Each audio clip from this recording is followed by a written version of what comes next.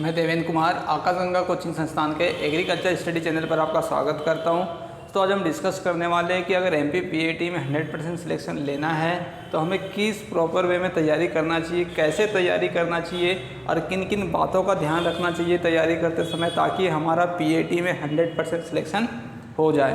तो इस वीडियो के माध्यम से हम संपूर्ण जानकारी देने वाला हूं कि MPPAT में सिलेक्शन के लिए हमें किन किन प्रिपेयर से संबंधित कौन सी प्रोसेस को देखना चाहिए या कैसे तैयारी या अपनी प्रिपरेशन करना चाहिए। संपूर्ण जानकारी इस वीडियो के माध्यम से बताने वाला हूं। अगर आप हमारे चैनल पर नए हो तो हमारे चैनल को सब्सक्राइब करना ना भूलें, बेल आइकन को प्रेस करना ना भूलें, ताकि विषय से संबंधित या परीक्षा से संबंधित कोई भी नोटिफिकेशन आता है तो उसका जानकारी आपको सबसे पहले प्राप्त हो। वीडियो शुरू करने से पहले दोस्तों, हमारी संस्था के द्वारा MPPAT 2022 के लिए सॉल्यूशन सीरीज चलाई जा रही है।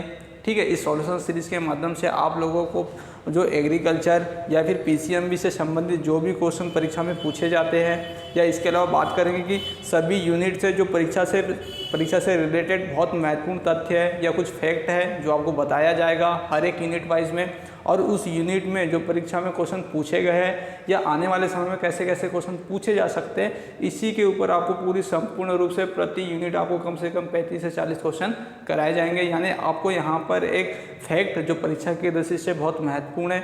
दूसरा, यहाँ पर आप लोगों को जो क्वेश्चन परीक्षा में कैसे आते हैं उसके बारे में संपूर्ण रूप से बताया जाएगा।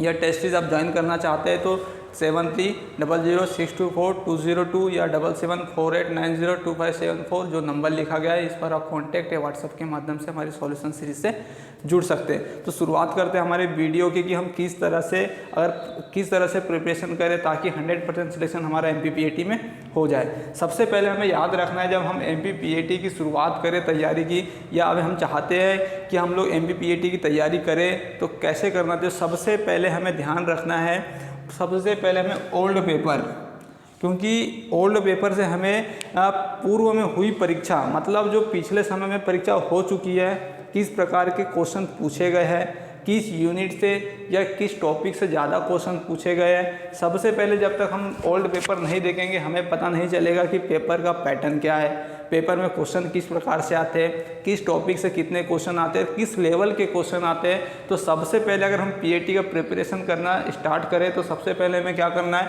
ओल्ड पेपर की तरफ देखना है, क्योंकि ओल्ड पेपर से हमें एक तो परीक्षा में आने वाले क्वेश्चन, यानी जो क्वेश्चन आ चुके हैं या फिर आने वाले समय में कैसे क्वेश्चन आते हैं या किस यूनिट से ज़्यादा क्वेश्चन पूछे जा रहे हैं, आसानी से हमें ओल्ड पेपर के माध्यम से पता लग जाता है। तो हमें याद रखना है, कभी भी हम जब परीक्षा की शुरुआत करें या उसके प्रिपरेशन की शुरुआत करें तो सबसे पहले उसको क्या देखना है, हमें ओल्ड पेपर की ओर देखना है। दूसरा, सिलेबस। ये जब हम लोग परीक्षा की शुरुआत करते हैं तो हमें सिलेबस के बारे में संपूर्ण रूप से जानकारी होना चाहिए। जैसे मैंने कहा MPPAT में PCMB मतलब केमिस्ट्री, फिजिक्स, मैथ, बायो में क्या क्या सिलेबस से संबंधित टॉपिक रखे गए हैं, इसके अलावा क्रॉप प्रोडक्शन में क्या टॉपिक रखे गए और एनिमल हस्बेंड्री में क्या टॉपिक रखे गए। अगर हमें पता होगा कि इस सिलेबस से, इस यूनिट से इस टॉपिक को सम्मिलित किया गया PAT में, तो हमारी जो प्रिपरेशन करने में हमें काफ़ी ज़्यादा आसानी होगी और हम आसानी से तैयार कर सकते हैं सभी टॉपिकों को, क्योंकि परीक्षा की दृष्टि से कोई भी टॉपिक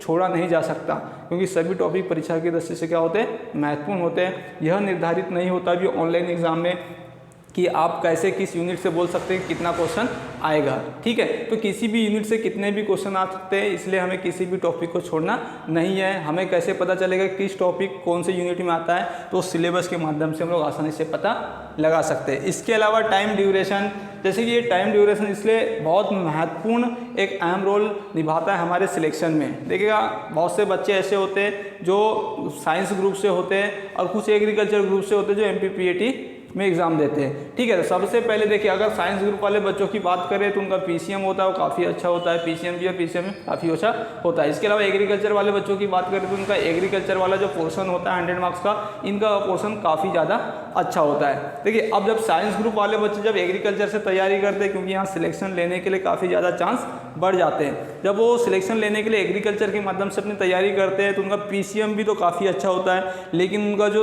एग्रीकल्चर वाला पोर्शन होता है वो क्या होता है, वीक होता है। इसके अलावा अगर बात करेंगे तो जो हमारे एग्रीकल्चर वाले बच्चे होते हैं उनका एग्रीकल्चर वाला जो पोर्शन होता है वो काफ़ी अच्छा होता है, ठीक है। इसके अलावा उसके पीसीएमबी वाले पोर्शन की बात करें तो काफ़ी वीक होता है। तो सभी बच्चों का ध्यान होता है कि जो हमारे वीकनेस वाले सब्जेक्ट है उसके ऊपर ज़्यादा ध्यान देना, जबकि जो हमारे वीकनेस वाले जो जैसे हमें जिसमें ज़्यादा अच्छा आता है उसमें कम ध्यान देना।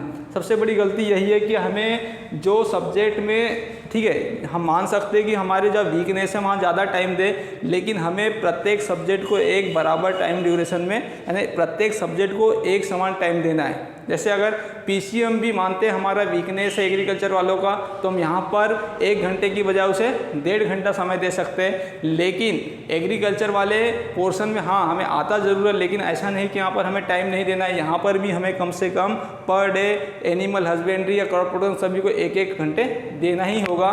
तो हम अगर प्रॉपर रूप से सभी सब्जेक्ट को प्रॉपर टाइम दें तो हम आसानी से क्या कर सकते हैं, किसी भी परीक्षा या एग्ज़ाम को क्या कर सकते हैं, आसानी से क्रैक कर सकते हैं। तो टाइम ड्यूरेशन का भी अहम रोल होता है भाई, और हमें याद रखना है कि जो हमारा वीकनेस है उसी के ऊपर पूरा फोकस नहीं करना है। जो हमारा जहाँ से हमें अच्छा आता है तो उसे और अच्छा बनाने की कोशिश करें ताकि हम वहाँ से हमारे नंबर अधिक से अधिक ला सके। तो टाइम ड्यूरेशन के ऊपर भी हमें क्या करना है, बहुत महत्वपूर्ण रूप से ध्यान देना होता है। चौथा है टेस्ट। देखिएगा जब हम लोग किसी भी परीक्षा की तैयारी कर रहे होते हैं तो हमें टेस्ट लगाना बहुत ज़रूरी होता है। बहुत से स्टूडेंट ऐसे होते हैं जो क्या होता है कि जैसे मान लेते हैं कि उनकी जो प्रिपरेशन तो ठीक होती है, लेकिन क्या होता है कि टेस्ट में अगर कम नंबर आ जाए तो डिमोटिवेट हो जाएंगे, इसलिए वो टेस्ट नहीं देते हैं। लेकिन हमें यह गलती नहीं करनी है, हमें प्रॉपर वे में पर यूनिट जो टेस्ट होता है उसको आसानी से टेस्ट के रूप में क्या देना है। चाहे नंबर क्यों ना 5 आए या 10 आए, लेकिन हमें टेस्ट प्रॉपर रूप में देना ही चाहिए। अगर हम टेस्ट देंगे तो हमें परीक्षा का लेवल पता चलता है या क्वेश्चनों का लेवल पता चलता है कि परीक्षा में किस प्रकार के क्वेश्चन आ सकते हैं या फिर आने की संभावनाएं होती है। तो हमें पता कहाँ से चलेगा, वो टेस्ट के माध्यम से पता चलेगा। ठीक है दोस्तों, तो टेस्ट के माध्यम से हम अपने IQ लेवल को बढ़ा सकते हैं। इसके अलावा हमें क्या क्या गलती हम लोग कर रहे हैं जब हम लोग प्रिपरेशन कर रहे हैं, या फिर हम लोग टेस्ट देते समय कैसे कैसे गलती कर रहे हैं, वो सब कहाँ से सीखने को मिलेगी भाई, वो टेस्ट से मिलेगी। ठीक है, तो अगर हम लोग सभी बातों का ध्यान रख ले तो हमारा सिलेक्शन आसानी से PAT में हो सकता है। तो आई होप यह वीडियो आपको अच्छा लगा होगा। अगर यह वीडियो आपको अच्छा लगा हो तो शेयर कीजिएगा, लाइक कीजिए। मिलते हैं अगले वीडियो में।